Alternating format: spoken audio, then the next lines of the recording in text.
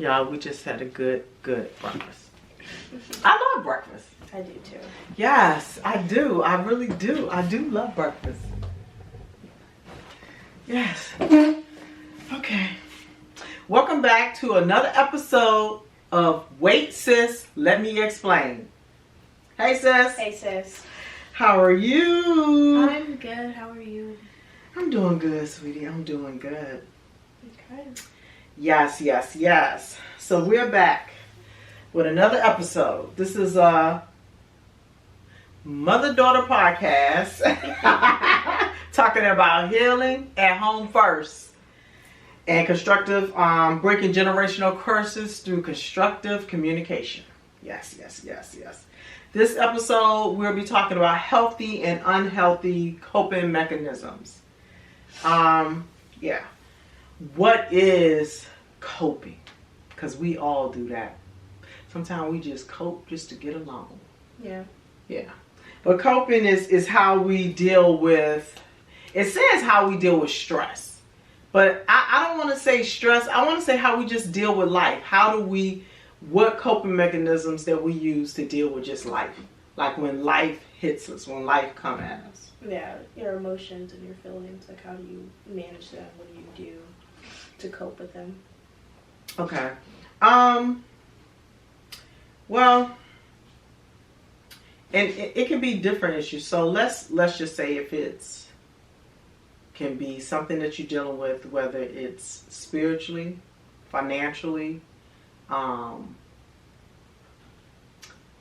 it can be career, just making any type of decision. Mm-hmm. And a lot of times what happens to me when I'm in that, when I have to make a decision, make a choice, because I'm going to tell you something that is unhealthy first. I'm a procrastinator. Mm-hmm. So I'll put things off. Yeah. So we said we're going to start with healthy, but I can say that I procrastinate in doing that. But something healthy that I do to get myself grounded when I'm trying to make a decision or when I'm coping with something that's stressful is my first thing is I always turn to God. I turn to scripture. Mm-hmm. And there are some scriptures through the years that I actually go back to. And I just basically listen to every day. Every day, day in, day out, until one day I stop. And then when I look up, whatever I'm dealing with, or whatever the situation may be, it's no longer like at the forefront, or it's no longer in a chaotic or in a stress mode. It's no longer that anymore. Yeah, it brings you that peace, that comfort. Yes. That reassurance. Yes. So that's my first healthy and unhealthy. So my first healthy is I have some scriptures that I go back to. Okay. And that I do every morning. I don't listen to anything else. And then an unhealthy one for me is procrastination, just coping. Like I just feel like I can put it off forever and ever. But it's not going nowhere. It's not going nowhere. So what about you, sis? Okay, so probably my first unhealthy one would kind of be I get in an I don't care mode. Okay. So kind of just when I get in that I don't care mode, it's just I'll probably end up negating my responsibilities when my responsibilities school or that's no longer on the face front. Okay. And I just kind of go, just live my age. And I go out and I party and things like that to deal with maybe a situation that, got me stressed during the week or, something that happened that I don't know really how to cope with in a healthy way yet. And then probably the healthy way that I've now began and I'm trying to is I'll go and exercise. Okay. So if I feel like that mood is kind of coming up, I'll go and I'll be okay, let me go to the gym. I need to start going to the gym because that brings back that kind of structure back. Okay. And it's more of a healthy way I consider it because after that workout I'll feel more ambitious or I'll feel more driven or disciplined to now go and handle whatever I was dealing with, I can handle it in a better way. As opposed to if I go out and I get drunk or I drink, I'm not gonna handle the situation in the best way, you know. Right. So Right. those are probably definitely my top two. Okay. Okay. Mine is another healthy one for me is walking.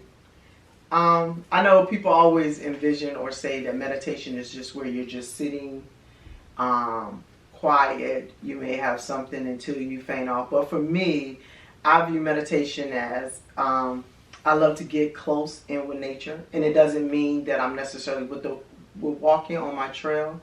That's just a form of meditation to me because I'm in the midst of the woods. I just hear from birds to squirrels or whatever's chirping, and it just brings me back down. That's like another positive thing that I do, and it is still physical exercise. Yeah. Because I believe it, like exercise too. I felt like when I was going through the situation with grandma. Mm-hmm. That's really when I turned. At 43 is when I turned to exercise, and I think me and my brother, we were talking. He was like, "I've never known you to do any physical activity." He was like, "You never done any physical activity," and which I hadn't. But at 43, it was crazy because at 43 in June, I started, and then August she was sick, and then from that point on, I would get up like 3 o'clock in the morning. Because of course I had to take care of her and do different things, go to work, and y'all helped as well. But exercise, I turned to that and coping with the fact that I was going to lose my mother, the person who I've known my entire life. Going through that, I turned to exercise. And so it would, like you said, it brings you kind of back, it clears your mind. Mm-hmm. And it gives you that focus so you can focus on what needs to be done and not on the problem. Mm-hmm. And it helped me cope. So I would say that walking meditation. Yeah, nature really is one of the big one. It's great because it's just, I don't know, being one with nature makes you so grounded. Yeah, like remember when we used to go out to the beach? Yeah, like going to the beach for me, I was going to say that. Like going to the beach for me is my kind of like just grounding moment. Like sunsets, sunrises, or just even laying on the beach. Just laying there, just relaxing, no sound, no nothing. Yes. Just to hear the waves. Mm-hmm. It's like soothing. Yeah. Just to hear the waves, just to sit there and hear the waves. For me, one is, I know I said is denial. Mm. Like sometimes being in denial is a negative form of coping mechanism because again, that goes back to like the procrastination, like you just don't want to accept what is actually happening. So I go into a mood of just like denying whatever that situation may be, mm-hmm. and dealing with it. So that's something unhealthy that I used to do as far as in doing that, in denying whatever it is, and trying to cope with that's meaning deep. Like So that's deep. Like denial? Yeah, no, denial. When you really sit and think about that, because you don't even think that that's like a coping, that's the way you cope, but it is. Yeah. Because you just want to pretend in some situations and some scenarios you just want to pretend like I can go again. I'm going to go back to the death of my mom. You just like you hear what the doctors are saying, mm-hmm. but then it's like you kind of go back into like that denial, like nah, that's not what's going to happen. Mm-hmm. When we go home, we're going to be. Even she said it. She was like, "Oh, once I get more strength in my legs and I be able to get up, then everything's going to be okay." So in dealing with her situation, because she knew, mm-hmm. That her life was coming to an end, she was in denial. That helped her deal with it. That helped her cope with no longer being here. Mm-hmm. Yeah. So yeah, for me, that's.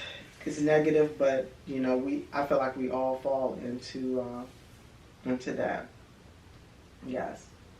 A negative one for me, or unhealthy, is excessive eating. Oh. So I'm a foodie. But I think I do, which this one I kind of think I noticed more this year. I kind of picked up on it than I ever have. Beforehand, I probably wouldn't have considered it a coping mechanism until I really sat back and realized, and I was like, What made you? What happened? Well, that made for you one, think just that? on my journey, with developing my relationship with God and learning the Word and different things like that. I didn't know that overeating is a sin. Yeah. I didn't know that. Gluttony. Gluttony. It's excessive eating. So I didn't know that. And then I was like, you don't think anything of it, and then you realize, when I get sad or I get in the mood or anything like that, definitely with school, when I'm starting to get stressed out, I'm just shoving my face. I'm snacking everything that I want. I'm snacking granola bars, candy bars. I'm like, I need, let me go get this food. I need this snack. I'm just eating. But it feels so good sometimes. It makes you feel so full and so good. And then you don't even realize it's like, oh, I'm using this as a little crutch, to make me feel better. And it's not always a good thing. Right. So I would say probably, and then a healthy one, I would say, I think listening to music. I really like listening to music. It kind of doesn't go neck and neck with it, but that's just a positive one for me. I love listening to music. It especially my worship playlists or Drake. Drake. Drake. So Drake is a help. So listening to music. So listening to Drake. I listen to What is it about listening to Drake? Okay. Oh my gosh, he's relatable. Okay. I would say that he's relatable. But I don't even really, I wouldn't even just say him, just even my worship playlist, okay. It's all of those songs are very relatable to me. I really connect with them. Okay. And when I formed my playlist, as I'm forming my playlist, I really don't, I listen to songs for connection.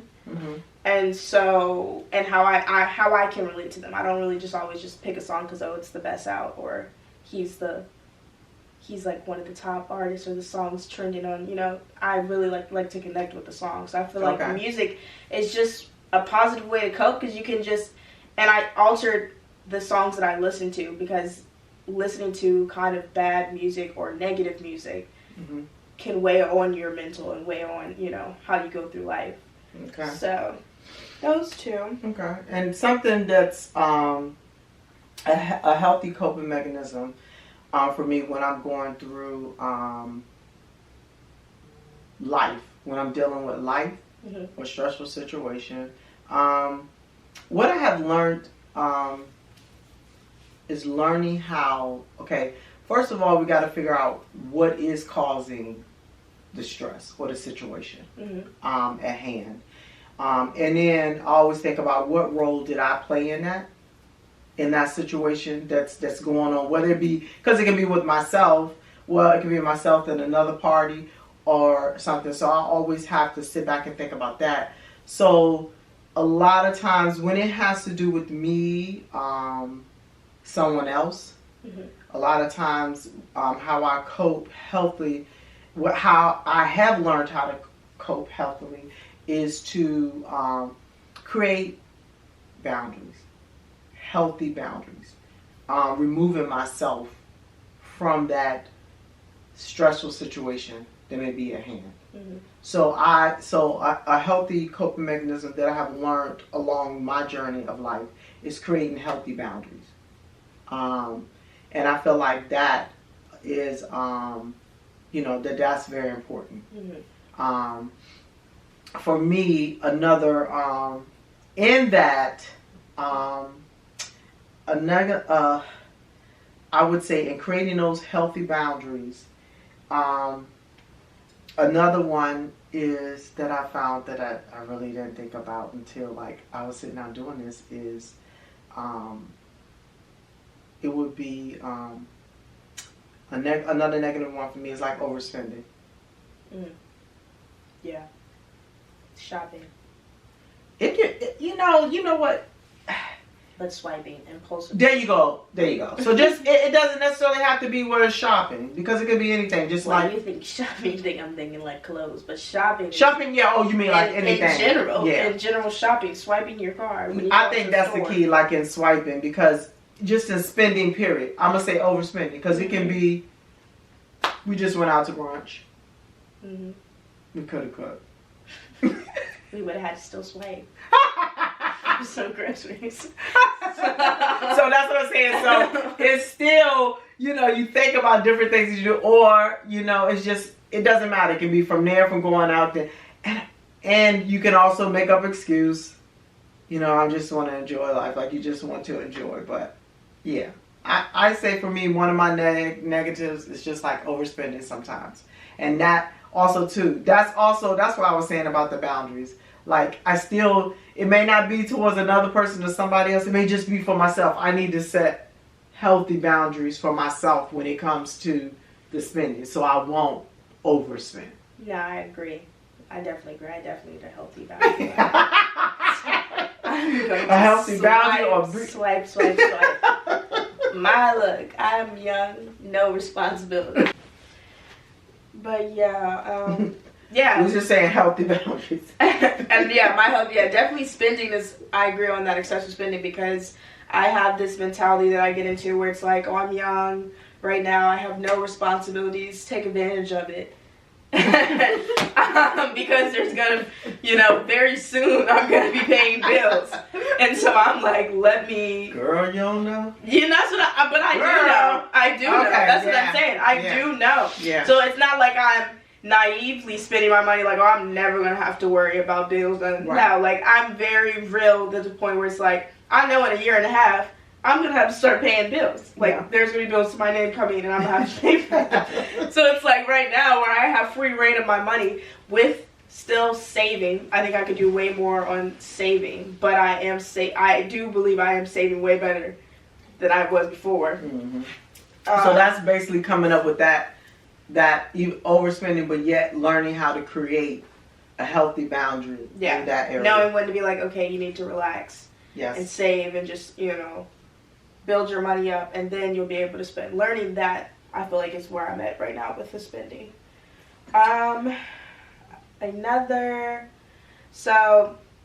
Another one, healthy, I think, is just rest.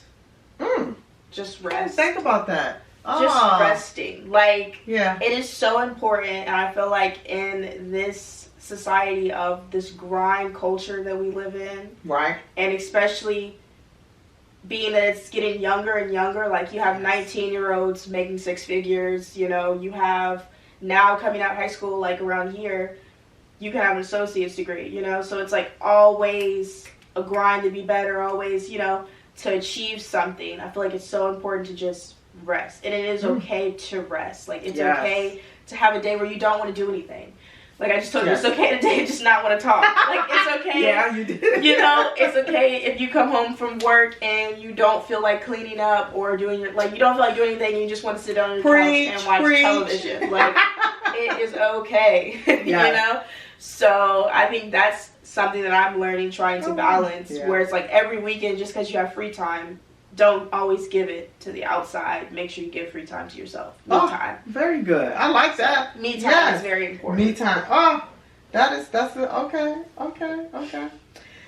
Well, since you did that rest as a positive one, mm-hmm. I have another unhealthy coping mechanism I think that we set for ourselves as humans is sometimes we set our expectations low. We set our expectations are set low. Mm-hmm. And we also have low expectations when it comes to other people that we may be in relationships with. Mm-hmm. And maybe that setting things low, it gives you that, maybe there's a little bit of fear in that I feel like there will be, that can be created in setting an expectation low, because then it doesn't give you that, that drive that you may need or that maybe the other person may need in the situation to actually to motivate them to push and go beyond. Yeah. As even like backing on the fear, it could be fear, rejection, you know. Right. Past experiences with other people, so now you feel like you set it too high because this person didn't meet it, so now you want to lower it down. Okay. I think that's pretty deep. That's pretty deep. Yeah, because sometimes we do. That's something that's unhealthy. So it doesn't even. That's something I feel like that you can do, or I'm just saying that I can do that because you just really want to be lazy. Yeah. Something like you said, like I think that just be late. You don't want to take. Don't want to put your all to it, so you'll settle for something. Yes. Where it's comfortable and Yes. familiar. I do agree with that, but how do you know? Like, and then it's like then it becomes where do you feel like where you set your expectations too high? Do you ever feel like that's like a... Yeah, but you probably will have to have a healthy medium. I think that what made me realize when I use that as an unhealthy coping mechanism, as far as me setting my expectation low, to go back to a healthy coping mechanism when you're going through stress and dealing with life. That's why I say life and not necessarily stress, is also surrounding yourself with people that are more ambitious. Yeah. That are more goal-oriented or more focused in their life. Because it will naturally change your perspective. Yes! It's kind of like the same as like, just going into like, it'll change your viewpoint on things. Yes! It'll want you to naturally be like, oh, it'll just make you want to drive harder. Yeah! That's important. And that's always a saying, like, if you're the smartest person in your friend group, you need to change your friend group. Yes! Yes! Because we should always, I agree with that 100%, because that's why I said, and that's what made me write that down, is like, maybe my expectations are low and that's unhealthy. And I didn't realize that until I surrounded myself with someone that is very ambitious, like very ambitious. They want to go to the moon. But it's a good thing because it makes me look at that person and be like, wow, where did they get that from? Like where does that drive? And no matter if this person, have failed in some ways, and so, but that person continuously get back up and continuously keep moving, and continuously, I've seen this person to continuously build and climb and keep it moving. And I was like, oh, I need that. That's why I wrote that down, because I can see where in some areas of my life I have set the expectation low. And I was like, wow. But having that person in my life, it allowed me, and it allows me to actually see, all the time, you need to step up your game. You need to step up your game, sis. That's what it does. That's what it does. Yes. Yes. So, any other feedback? No. I think those are just about the biggest ones I feel like in pointing out in my life that I have, like unhealthy and healthy. I kind of think I'm like in between a balance right now of, I think my biggest thing and my two things this year I feel like that are going to help with those coping mechanisms is like discipline and consistency. Okay. You only know that a coping mechanism is going to work with consistency. I feel like when you're trying to change one, right, to a healthy one, you're only going to know if that healthy one really has an impact on you if you stay consistent with it. Yeah. So. That's like in the last, yes. That word, it just keeps coming up. Consistency. I think it's the word of the year. It just keeps coming up. I think it is. I think it's the word of the year. Yes. Well, stay tuned for the next episode. Wait, sis, let me explain. Yes. Love you.